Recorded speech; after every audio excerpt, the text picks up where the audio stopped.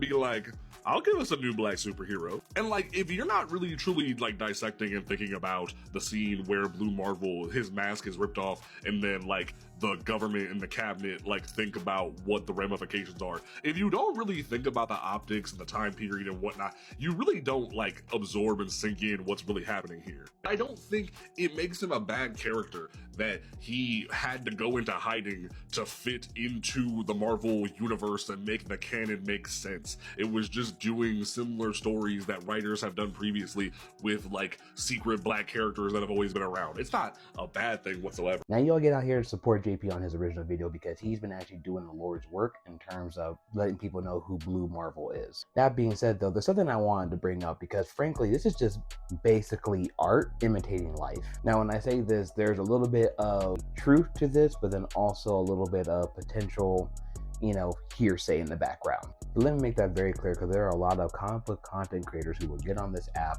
and they will frankly spread misinformation. And I, for me, in initially hearing this story, I heard both the truth and also the thing that can't be backed up with necessarily facts.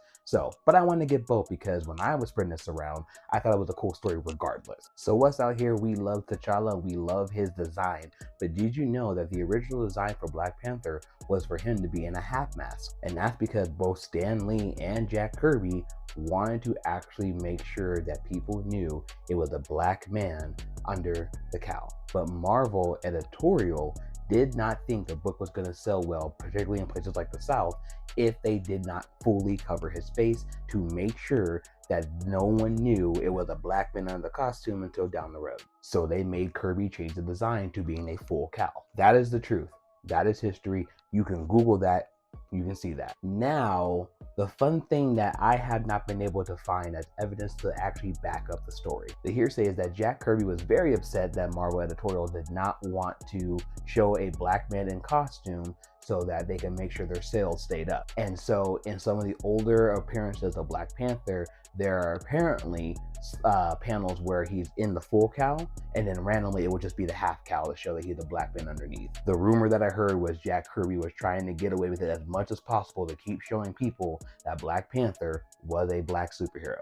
I don't know if that's true or not because I couldn't find any evidence to back it up. That being said though, it goes right back to what we were talking about with Blue Marvel. People can be upset all they want that Adam Bashir's actual origin in the Marvel universe is that when people found out he was a black man in the costume, they got upset and they got afraid, and the President of the United States and the government told them, hey, you're gonna need to hide. And yet that is literally what the powers that be at Marvel did when it came to the original design of Black Panther. They were initially afraid of what the whites would think if a black superhero who is a king and also had not been colonized was plastered all over their mainly white book. Because remember, Black Panther's first appearance is Fantastic Four number 52. So as far as I'm concerned, when it comes to Blue Marvel, when it comes to Adam, it's just art imitating life.